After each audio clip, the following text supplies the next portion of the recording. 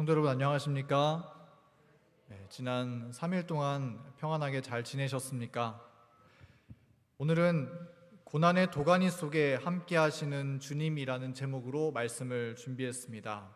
사실 최근에 믿음이라는 주제로 여러 번에 걸쳐서 말씀을 나누고 있어서 오늘도 그렇게 준비를 하려고 했었는데, 특별히 최근 들어서 우리 교회 가운데 그리고 우리 주변에서 너무나 힘든 이 고난의 소식들을 듣게 되는 것 같습니다. 그래서 오늘은 다른 말씀보다도 이 말씀을 꼭 전해드려야겠다는 마음을 가지고 이 고난의 도가니 속에 함께 하시는 주님이라는 제목으로 말씀을 준비하게 되었습니다.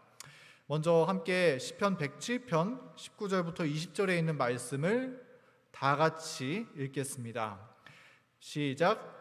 이에 저희가 그 근심 중에서 여호와께 부르짖음에 그 고통에서 구원하시되 저가 그 말씀을 보내어 저희를 고치사 위경에서 건지시는도다. 아멘.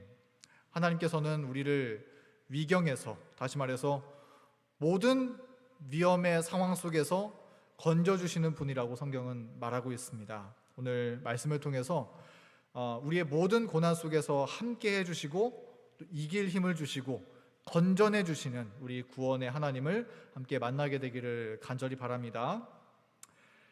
제가 15년 전이면 몇 살일까요? 18살 고등학교 2학년 나이 때 캠퍼스 미션이라고 고등학교에서 선교 단체가 있었습니다. 저도 거기에 이제 함께 활동을 했었는데요. 거기에서 함께 한 번은 위생병원에, 그 당시엔 위생병원이었죠, 병원을 방문을 하게 되었습니다. 그래서 병원에서 병실에 있는 환자분들을 한 명씩 만나고 또 환자분들을 위해서 기도를 드리는 그런 시간을 함께 갖게 되었었는데요.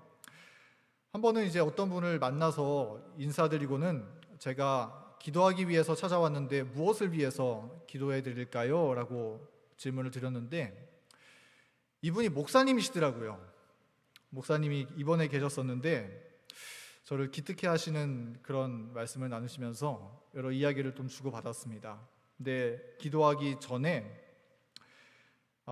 이 목사님께서 저에게 이런 말씀을 해주셨는데요. 어떤 말씀이었냐면, 여기 보이는 화면에 보이는 글씨처럼 화이트보이는 예언의 신에 이야기하기를 모든 고난은 하나님의 섭리라고 말씀하셨습니다 라고 저에게 이야기를 전해주시더라고요. 저는 이 아픈 환자분을 위해서 하나님께서 고쳐주시기를 기도하기 위해서 찾아왔는데 이 목사님께서 이 고난에 대한 중대한 진리를 저에게 말씀해 주셨습니다. 모든 고난은 하나님의 섭리이다. 저는 어린 나이에 이 말씀을 듣고 굉장히 그 어린 마음에 충격을 받았었던 것 같아요. 그래서 지금까지도 그때의 그 생생한 장면과 음성과 이 말씀을 잊지 못하게 되는 것 같습니다. 우리 모든 경문익교회 가족 여러분, 모든 고난은 하나님의 섭리이다라는 말씀을 여러분은 믿으십니까? 하나님은 우리가 이 땅에서 고난당할 때 그 모든 고난 속에 하나님의 계획과 주님의 뜻과 목적을 가지고 계십니다. 그리고 하나님은 우리의 시련 속에 들어오셔서 그분의 섭리를 반드시 이루십니다. 오늘 그 하나님을 함께 만나는 시간 되기를 간절히 바랍니다. 우리는 모두 인생을 살면서 크고 작은 고난을 만나며 살고 있죠. 그런데 그 고난을 유심히 살펴보면 고난에는 두 가지 종류가 있다는 사실을 발견할 수 있겠습니다. 첫 번째는 나의 죄와 어리석음 때문에 당하는 고난이 있고, 또 두 번째는 이유를 전혀 알 수 없음에도 불구하고 우리의 인생에 갑자기 찾아오는 고난이 있다는 것을 볼 수가 있습니다. 이게 어떤 것들일까요? 어떤 고난이 이 각자의 카테고리에 해당하는 것일까요? 먼저 첫 번째, 우리는 때때로 우리의 죄와 또 우리의 어리석음 때문에 고난을 당하기도 합니다. 반드시 모든 고난이 이런 것은 아닙니다. 그러나 고난의 두 카테고리 중에 한 부분은 때때로 우리의 죄와 어리석음 때문에 온다는 것이죠. 이 주제에 대해서 우리는 사사기의 말씀에서 그 내용을 살펴볼 수가 있겠는데요. 설교 도중에 잠깐 말씀을 드리자면 제가 최근에 이 사사기 말씀을 정말 많이 읽었습니다. 우리 교회에서 이 패스파인더 어린이들이 최근에 여호수아와 사사기를 주제로 성경 퀴즈를 나누는 성경 탐험 대회라는 대회를 나갔었는데요. 저희 교회 3팀 중에서 2팀이 1등급을 받아서 지역 대회로 올라가게 되었습니다. 그리고 그 중에 한 팀은 아마 출전했던 모든 저희 이 구리 지역 팀들 중에서 제일 점수가 높았습니다. 50문제 중에서 한 5문제만 틀리고 다 정답을 맞췄는데요. 저희 교문립교회 수준이 이렇게 어린이들부터 말씀에 대한 관심과 영적인 수준이 참 높습니다. 여러분들 계속해서 기도해 주시고 격려해 주시면 좋겠습니다. 자, 근데 우리가 이 사사기의 전체 내용이 지금 우리가 보는 것처럼 이 고난에 대한 내용을 또한 내포하고 있는 것을 볼 수가 있습니다. 사사기는 이스라엘 백성들이 미처 가나안 땅을 다 정복하지 못했기 때문에 생기는 여러 가지 문제와 고난들이 벌어지는 이야기들입니다. 그래서 지난 시간에도 잠깐 살펴봤었는데 사사기의 사이클은 먼저 이스라엘 백성들이 우상 숭배와 또 가나안의 범죄에 빠지게 되고 또 그들이 범죄했을 때 그것으로 인해서 하나님께서 그들에게 고난을 허락하십니다. 그리고 그 고난이 허락되었을 때 그들이 이 고난 가운데 주님께 부르짖게 되는데 그때 하나님께서 사사를 보내셔서 그들을 이 고난 가운데 구원해 주시고 다시금 이스라엘의 평화가 회복되게 되는데요. 그러나 문제는 그들이 이 평화 가운데서 다시금 범죄함으로 고난에 빠지게 된다는 이러한 사이클 가운데 이 사사기 이야기가 계속 연결되는 것을 우리가 볼 수가 있습니다. 그런데 이런 상황에 대해서 성경은 말하기를 제가 몇 가지 성경절들을 가져왔었는데요. 이 모든 성경절들의 공통점은 이스라엘이 여호와의 목전에 악을 행하였으므로 여호와께서 가나안 사람들의 손에 그들을 붙이셨다라고 성경은 말하고 있다는 것입니다. 이 말씀이 무슨 의미인가요? 이스라엘이 아직 하나님의 인도하시는 손에 붙들려 있다라고 우리는 이 말씀을 통해서 확신할 수 있습니까?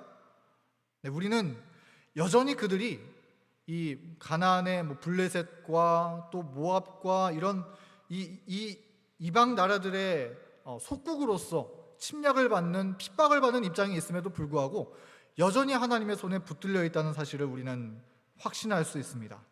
하나님께서 그들이 고난 속에 있을지라도 모든 상황을 주님께서 주관하고 계시다는 것입니다. 그런데 하나님께서 때때로 그들의 고집과 죄를 꺾으시기 위해서 일부러 가나안의 침략으로 고난을 당하도록 허락하신다는 것입니다.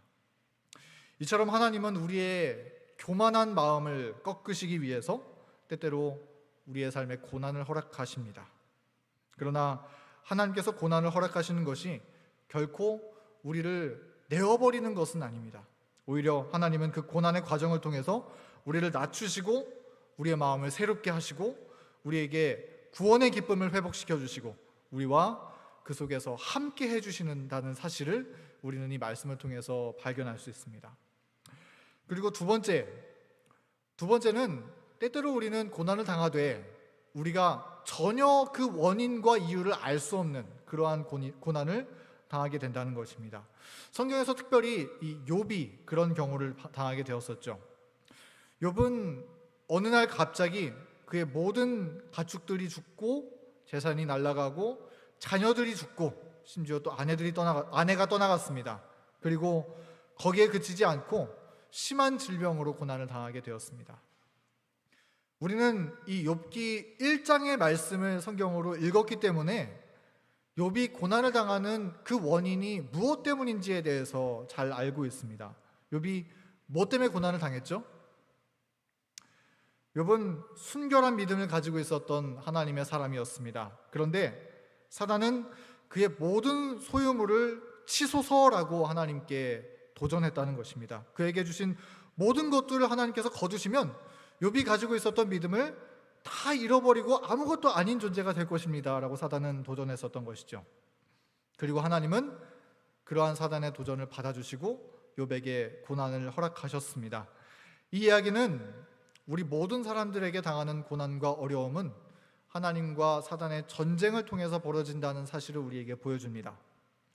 사단은 우리의 믿음을 흔들어 놓고 무너뜨리기 위해서 시험을 던지고, 또 하나님은 우리가 감당할 수 있는 시험만을 허락하신다는 사실을 우리는 이 말씀을 통해서 이해할 수 있습니다. 그런데 그 당시에 욥은 어땠습니까? 욥은 그가 고난을 당하는 그 어떤 이유에 대해서도 알지 못했습니다. 그러나 그럼에도 불구하고 욥은 끝까지 하나님의 편에 서고 하나님을 저주하지 않고 주님을 신뢰했습니다. 이러한 욥의 믿음은 오늘날 고난당하는 우리들이 따라야 되는 모본이 되는 믿음이 되는 것이죠. 하나님을 믿는 모든 사람들이 항상 잘 되고 항상 건강하고 항상 아무 사고 없이 우리가 이 땅에서 살 수 있다면 얼마나 좋을까요? 그러나 현실은 그렇지 않다는 것입니다. 우리는 세상 사람들이 당하는 것처럼 똑같은 어려움들을 당하고 살며, 때때로는 믿음을 가지고 있다고 할지라도 아무런 이유도 종잡을 수 없는 그러한 고난이 우리에게 찾아오기도 합니다. 그러나 그런 상황 가운데서 욥이 가지고 있었던 믿음은 어떠한 고난이 올지라도 하나님을 찬양하는 믿음을 가지고 있었다는 것입니다. 그러한 욥의 믿음은 우리의 모본입니다. 우리도 그러한 욥의 믿음을 따라서 우리의 크고 작은 시험 가운데 그 속에 하나님께서 함께 하시고 또 하나님께서 우리를 붙들어 주신다는, 하나님은 변함없이 우리를 사랑해 주신다는 사실을 우리가 잊지 않고 주님을 신뢰함으로써 모든 시험을 승리하게 되는 우리 모두가 되기를 간절히 바랍니다. 자, 고난에는 두 종류가 있다는 사실에 대해서 살펴봤습니다. 첫 번째는 나의 죄와 어리석음 때문에 찾아오는 고난이 있고, 또 두 번째는 욥처럼 알 수 없는 고난이 우리의 삶 속에 찾아오고는 합니다. 그런데 이 두 고난이 있다고 할지라도 이 두 고난이 모두 가지고 있는 공통점은 무엇일까요? 그 공통점은 한번 다 같이 읽어볼까요? 시작. 하나님은 모든 고난 속에 우리와 함께 하시고 우리의 모든 아픔을 주목해 보신다. 아멘입니까? 네, 우리가 이해할 수 없는 고난을 당할 때든지, 혹은 우리의 어리석음과 죄 때문에 고난을 당하게 된다든지, 하나님은 그 원인을 상관하지 않고 모든 고난 속에 우리와 함께 하신다는 것입니다. 그리고 모든 아픔을 주목해 보시고 주님은 불쌍히 여기신다는 사실을 우리가 잊지 않게 되기를 간절히 바랍니다. 그래서 정죄의 계단은 이러한 하나님에 대해서 이렇게 이야기하고 있습니다. 한번 읽어주시기 바랍니다. 우리의 흘리는 눈물 중에 하나님께서 주목하지 않는 것은 하나도 없다. 아멘. 우리의 흘리는 눈물 중에 하나님께서 주목하지 않는 것은 하나도 없다. 이런 하나님이 너무나 든든하지 않습니까? 우리의 흘리는 모든 눈물을 주목해 보시는 하나님, 고난 속에 헤매고 있는 우리를 결코 내버리지 않으시는 하나님, 그런 하나님이 있기 때문에 우리는 어떠한 고난 속에서도 언제든지 하나님 앞으로 달려갈 수 있습니다. 오늘 이 시간 우리 중에 고난의 터널을 통과하고 계신 성도님들 계십니까? 그런 분이 계시다면 오늘 이러한 우리의 모든 고난을 샘하고 계시는 우리 주님 앞으로 가까이 나아가셔서 우리의 고난 속에 함께 하시고 이길 힘을 더하여 주시는 우리 사랑의 주님을 만나고 주님의 날개 아래로 피신하는 우리 모두가 되기를 간절히 바랍니다. 자, 그렇다면 하나님은 고난 속에 있는 우리를 어떻게 바라보고 계실까요? 어떠한 마음으로 바라보고 계실까요? 자, 고난 속에 있는 우리를 하나님께서 어떻게 바라보시는지 우리는 요한복음 9장 2절과 3절의 말씀을 통해서 살펴볼 수 있습니다. 먼저 요한복음 9장 2절의 말씀을 한번 읽어주시기 바랍니다. 제자들이 물어 가로되 랍비여, 이 사람이 소경으로 난 것이 네 죄로 인함이오니이까 자기오니이까 그 부모오니이까.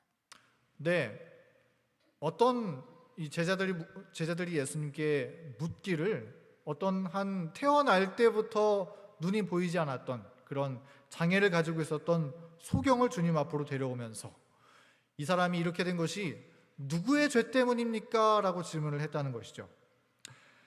우리는 이 말씀을 보면서 당시 유대인들이 이 고난이라는 주제를 어떠한 시각으로 바라보았었는지에 대해서 알 수가 있습니다. 유대인들은 고난을 어떻게 생각했습니까? 그들은 고난은 하나님께서 벌하신 형벌의 결과이다라고 생각했습니다. 즉, 고난을 당한다는 것은 분명히 그 사람이 죄를 지었기 때문에 하나님께서 형벌을 내리고 계시다는 증거가 된다는 것이죠. 이 말씀에 보면 심지어 날 때부터 소경이 된 자라고 하더라도 주석에 보면은 그래서 뱃속에서 죄를 지었기 때문에 그렇게 태어난다고 그들은 믿었다라고 기록하고 있습니다. 이러한 유대인의 오해들은 사실 하나님을 이방신처럼 오해하게 만드는 잘못된 사상이었던 것이죠. 왜냐하면 그들은 당시에 이방신들을 따르는 그러한 풍습에 따라서 하나님을 오해하고 고난을 그렇게 하나님께서도 바라보신다고 생각했습니다. 당시에는 그들의 신들은 인간이 무엇인가를 잘못하면 벌을 준다고 생각했습니다. 그래서 그리스 로마 신화를 보면 어떻습니까? 사람들이 어떤 죄를 범하면 꼭 어떤 끔찍한 형벌들을 신들이 주고는 하죠. 마치 시지푸스의 형벌, 여러분 아십니까? 높은 곳에 돌을 올려놓아야 하는 그러한 끝나지 않는 형벌을 주기도 하고 그런 벌들을 신들이 주었다는 것입니다. 고난의 원인이 이 죄에 대한 신의 형벌 때문이라고 생각하는 그러한 생각이 이 그리스 로마 시대에 풍부하게 있었다는 것이죠. 그리고 이러한 경향은 오늘날에도 그치지 않습니다. 특별히 한국은 이러한 생각을 참 많이 생각하는 것 같습니다. 사람들은 안 좋은 일들이 생기면 뭐라고 이야기를 하던가요? 내가 전생에 내가 무슨 죄를 지었길래 이러한 일이 나에게 생기는 것일까? 라고 사람들은 이야기를 하곤 하죠. 전생이든 현생이든 그 고난은 죄에 대한 신의 형벌이라고 이해하는 이 우상숭배의 원칙을 그들은 따르고 있었다는 것입니다. 이 모든 것이 고난을 바라보는 하나님을 잔인한 분으로 오해하게 만드는 그러한 생각이었다는 것이죠. 그러나 이러한 제자의 질문에 예수님께서 대답하신 답변은 무엇이었습니까? 9장 3절의 말씀을 읽어주시기 바랍니다. 예수께서 대답하시되 이 사람이나 그 부모가 죄를 범한 것이 아니라 그에게서 하나님의 하시는 일을 나타내고자 하심이니라. 네, 예수님의 답변은 무엇이었습니까? 이 죄가 하나님께서 그 아이가 아기 때부터 죄를 지었기 때문에 하나님께서 벌을 주셨다는 것인가요? 예수님의 답변은 그것이 아니다라는 것이죠. 날 때부터 소경된 자는 그렇다면 무엇을 위한 것이라고 주님께서 말씀하셨습니까? 그들은 하나님의 영광을 위한 것이다라고 주님은 답변하셨다는 것입니다. 다시 말해서 이 땅에서 고난을 당하는 것은 하나님의 놀라운 영광을 경험하게 되는 기회이고 특권이라는 사실을 예수님은 말씀해 주셨다는 것이죠. 예수님께서 바라보시는 고난에 대한 시각은 그들이 갖고 있었던 생각과는 달랐습니다. 자, 그렇다면 이 고난을 바라보시는 하나님의 진짜 품성은 무엇이었습니까? 우리는 이 고난을 바라보시는 하나님의 품성을 예수님의 이 지상 생애를 통해서 발견할 수 있습니다. 특별히 예수님께서 이 나인성 과부의 딸을 고쳐주신 이야기를 통해서 우리는 발견할 수 있는데요. 누가복음 7장에는 이 나인성 과부의 아이를 살리신 예수님의 이야기가 나옵니다.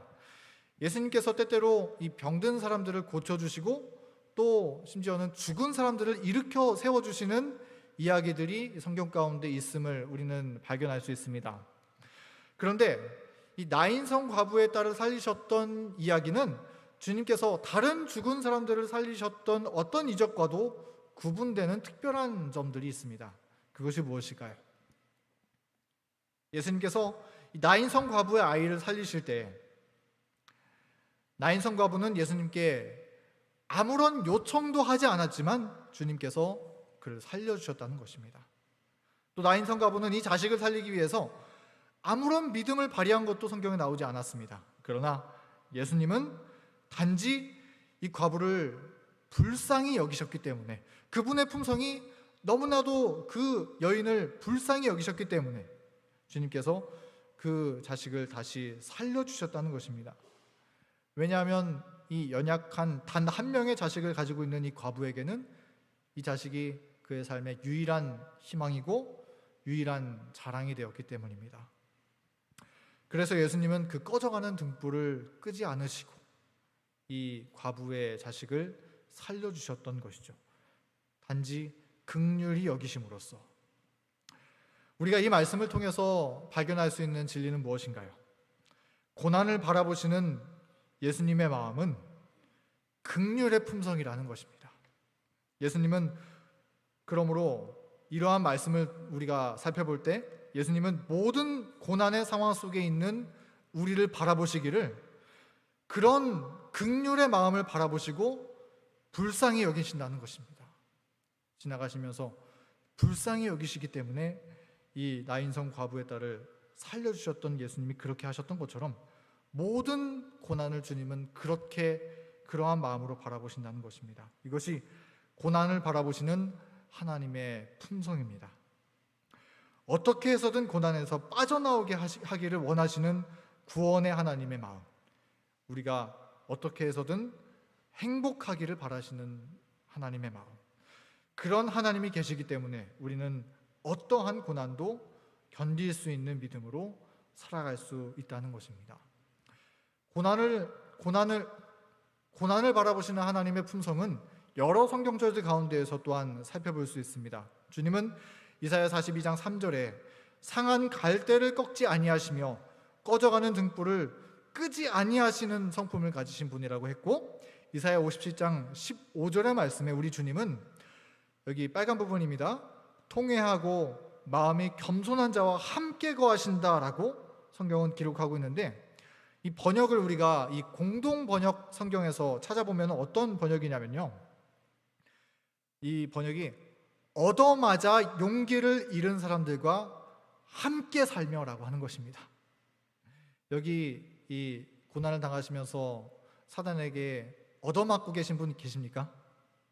오늘 하나님의 말씀은 얻어맞아서 용기를 잃은 사람들, 하나님은 그런 사람들과 함께 그 고난 속에 거하신다고 말씀하고 있습니다. 그리고 하나님은 특별히 연약한 교회와 성도들을 친절하고 주의 깊게 돌아보시는 주님이라고 성경은 설명하고 있습니다. 우리 요한계시록 말씀을 우리가 읽어보면 그 7교회 예언 가운데 특별히 에베소 교회에 예수님께서 나타나시기를 어떻게 설명하고 있냐면 촛대를 거니시는 분이라고 성경은 설명하고 있습니다. 7 금촛대 사이에 다니시는 분이시다. 다시 말해서 그 7교회, 모든 하나님의 교회들을 주님께서 굽어 살펴보시면서 그들이 때때로 죄에 빠지는 한이 있더라도 때때로 연약함에 빠지는 한이 있더라도 주님께서 그들을 굽어 살피시면서 섬세하게 그들을 돌보신다라고 하는 것이죠. 이런 하나님의 품성에 의지해서 우리는 하나님께로 나아갈 수 있는 것입니다. 성도 여러분, 하나님은 고통당하는 자들을 결코 외면하지 않으시는 분이십니다. 그들이 신음할 때 그들이 아파하는 것보다 주님은 더 아파하시고, 그들이 근심할 때 그들의 근심보다 더 많은 고민과 계획을 가지고 우리를 바라보고 계시는 분이십니다. 그리고 하나님은 긍휼의 마음으로 바라보실 뿐만 아니라 실제로 우리의 아픔에 함께 동참하시는 분이십니다. 그리고 예수님은 우리의 아픔에 참여하심으로써 그분의 평안에 우리도 참여하도록 초청하시는 분이십니다. 우리가 이런 하나님의 품성에 의지하여서 우리의 삶에 어떤 고난을 당한다고 할지라도 우리의 자비로우신 하나님을 의지하고 승리하게 되는 우리 모두가 되기를 간절히 바랍니다. 그래서 우리가 나중에 하늘에 가서 간증하기를 우리가 이 땅에서 고난을 당했을지라도 우리 주님께서 함께 하셨습니다 라고 온 하늘의 천사들과 우리 주님 앞에 간증을 나누게 되기를 간절히 바랍니다. 자, 하나님은 고난 속에 있는 우리를 보시면서 동정하시고 긍휼히 여기십니다. 그런데 그럼에도 불구하고 하나님이 고난을 허락하시는 이유는 무엇일까요? 왜 우리에게 고난을 그럼에도 불구하고 허락하실까요? 그 이유는 참 아이러니하게도 이 고난을 통해서만이 배울 수 있는 믿음이 있기 때문에 주님은 우리에게 고난을 허락하신다는 것입니다. 그러므로 하나님은 때때로 고난을 허락하시면서 이 고난이라는 상황이 금세 끝나고 이 고난에서 반드시 빠져나올 것이다 라고 하는 약속을 반드시 주시지는 않으십니다. 그러나 그 대신에 하나님은 그 고난 속에서 내가 반드시 너와 함께 하신다라고 하는 분명한 약속을 우리에게 허락해 주신다는 것입니다. 우리 작년에 우리 이 교과 책을 여러분 기억하시죠? 딱 1년 전에 2022년 3기 교과에 우리는 그리스도와 함께 받는 고난이라고 하는 제목으로 함께 교과 공부를 나누었습니다. 그런데 이 교과를 공부하면서 저는 개인적으로 이 교과 속에서 딱 두 가지 정말 잊어버릴 수 없는 이 고난에 대한 비유가 있었던 것을 기억을 합니다. 첫 번째 비유는 무엇이냐면 우리 그 교과의 사과에 있는 내용이었는데요. 제목이 재련자의 얼굴이 보이기까지라고 하는 제목이었습니다. 우리 이 내용 혹시 기억하십니까? 이 교과의 표지 자체가 이거였잖아요. 이 사진이 지금 이 교과의 표지였는데 지금 보면은 이 금을 재련하는 이 재련공이 이 풀무의 이 도가니에다가 이 금을 넣고 불을 지펴서 금을 녹이고 정제하고 있는 것입니다. 그래서 이 금 안에 있는 이 혼합물들이 빠져나가는 그러한 과정들을 거치고 있죠. 그래서 이 도가니는 뜨거운 열기로 계속해서 불길 가운데 뜨겁게 달구어지고 있는 것이었죠. 자, 근데 한 아이가 이 재련공에게 질문했습니다. 순금이 다 된 것을 어떻게 알 수 있습니까? 라고 질문했을 때 이 재련공은 대답하기를 뭐라고 대답했습니까? 금에 내 얼굴이 비치면 다 된 것이란다 라고 이 재련공이 대답한 것입니다. 이것이 주는 교훈이 무엇입니까? 우리는 고난을 통해서 하나님의 품성을 반사하게 된다는 것입니다. 예수님은 우리에게 고난을 허락하시기를 뜨거운 풀무 가운데 고난을 허락하시는데 그 풀무를 우리가 다 지나고 나면은 우리의 찌꺼기가 다 제거되고 순금이 되었을 때 그 안에서 예수님은 우리의 품성 가운데 주님의 품성을 발견할 수 있게 된다는 것입니다. 그러한 찌꺼기를 제거하는 과정이 고난이다라고 하는 사실을 이 교과를 통해서 우리는 함께 공부를 했었습니다. 또 두 번째 비유는 무엇이냐면은 이 삼과의 새장이라고 하는 제목이었는데요. 이 새는 이 어둠에서만 노래를 배우는 새라고 합니다. 그래서 이 앵무새는 이 앵무새에게 노래를 가르쳐 주기 원한다면 이 주인은 그냥 대낮에는 이 노래를 가르쳐 줄 수가 없다고 합니다. 아무리 열심히 조련하고 훈련하려고 해도 이 대낮에는 노래를 가르쳐 줄 수가 없는데 딱 검은 천을 뒤집어 씌우고 또는 이 밤이 되었을 때에는 이 새에게 노래를 가르쳐 주었을 때 그 새가 깜깜하잖아요. 아무것도 보이지 않을 때는 노래를 잘 배울 수 있다는 것입니다. 우리는 이 이야기를 통해서 하나님께서 그분의 자녀들을 이런 것처럼 돌보시고 노래를 가르쳐 주신다는 것입니다. 우리는 하나님을 찬양하는 경험의 노래를 배우기를 이러한 고난 가운데서 배울 수 있다라고 하는 사실을 이 교과를 통해서 함께 공부했었습니다. 이 두 가지 이야기가 전해주는 공통점은 무엇입니까? 하나님께서 우리에게 고난을 주시는 것은 분명한 목적이 있다라고 하는 사실을 전해주고 있는 것이죠. 하나님은 그 고난을 통해서 우리에게 고난을 통해서만 배울 수 있는 교훈을 얻게 하신다는 것입니다. 그리고 하나님은 그 고난 속에서 반드시 우리와 함께 하시고 우리를 붙들어 주시고 그 고난을 다 통과한 다음에는 순결한 믿음을 나타낼 수 있다라고 하는 그러한 약속을 우리에게 주셨다는 것입니다. 너무나 섬세하신 하나님께서 우리에게 꼭 필요하리만큼의 고난을 허락하시면서 세밀하게 풀무불의 온도를 조절하시면서 주님의 품성이 우리의 삶에 재현되고 비추어 보일 때까지 주님은 우리에게 고난을 허락하십니다.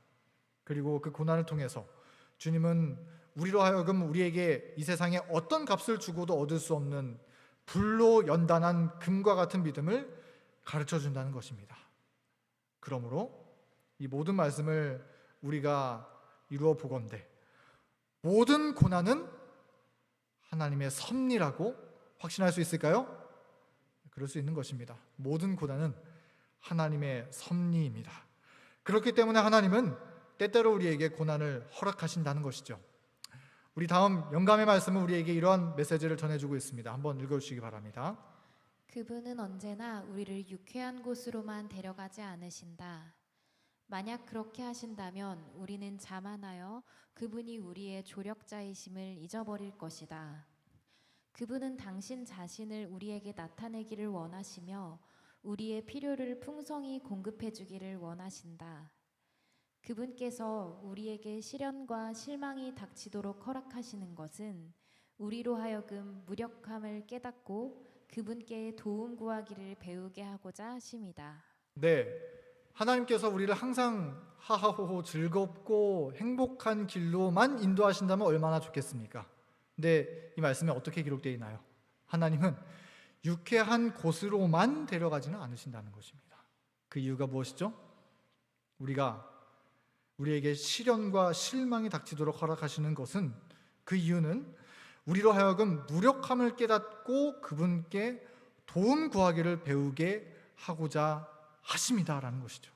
우리가 참 이기적인 존재들인 것 같아요. 평소에는 그렇게 하나님께 매달리지 않습니다. 하나님께 우리의 필요를 그렇게 구하지 않습니다. 그런데 막상 우리의 삶에 딱 고난이 닥치면 어떻게 되나요?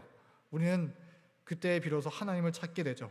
하나님의 뜻이 무엇인지 묻게 되고 그 고난 속에서 드디어 하나님을 의지하는 방법을 배우게 됩니다. 그래서 우리는 고난 속에서만 배울 수 있는 믿음을 배우기 위해서 하나님께서 고난을 허락하신다는 것입니다. 그래서 유쾌하지 않으시는 곳으로도 하나님께서 우리를 인도하신다라고 하는 것이죠. 그렇기 때문에 우리는 고난당할 때 고난 자체에만 집중해서는 안 됩니다. 고난 자체에만 집중하다 보면은 우리는 불평하게 되고 믿음을 잃어버리게 됩니다. 그런데 고난을 당하면서 이 고난의 도가니 속에 하나님께서 함께 하신다는 사실을 우리가 분명하게 신뢰하게 된다면 어떻게 될까요?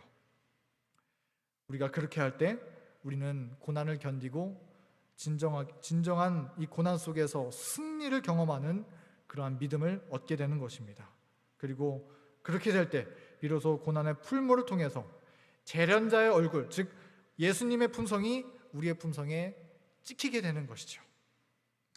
고난 속에서 그렇게 우리 주님을 의지하고 동행하게 되기를 간절히 바랍니다. 다음 넘어가겠습니다. 자, 우리 화면에 보이는 이게 뭔지 여러분 아시겠습니까?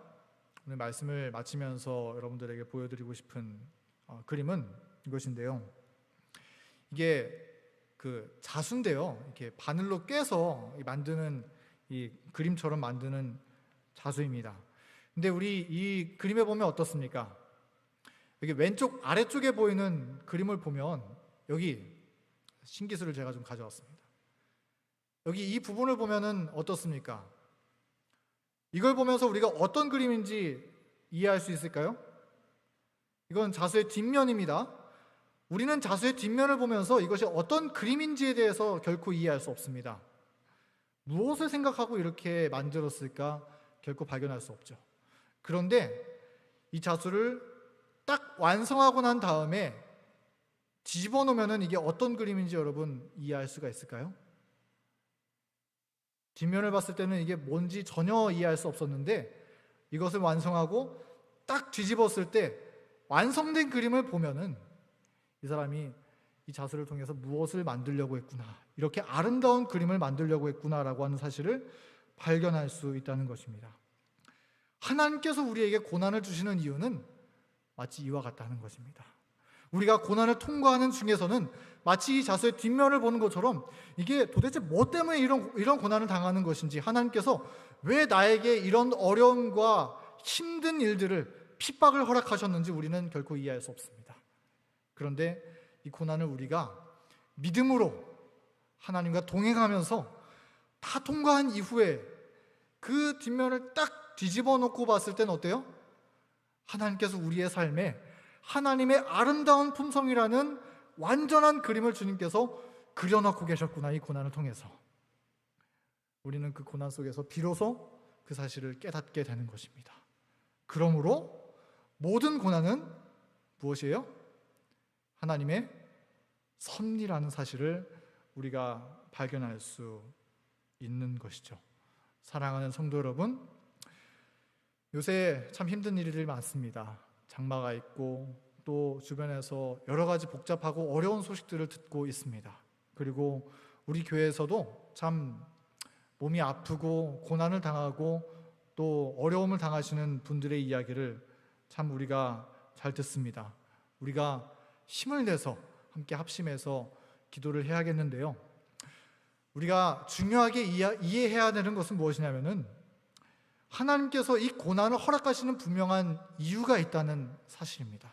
그리고 하나님께서 그 고난 속에서 반드시 함께 하신다는 사실입니다.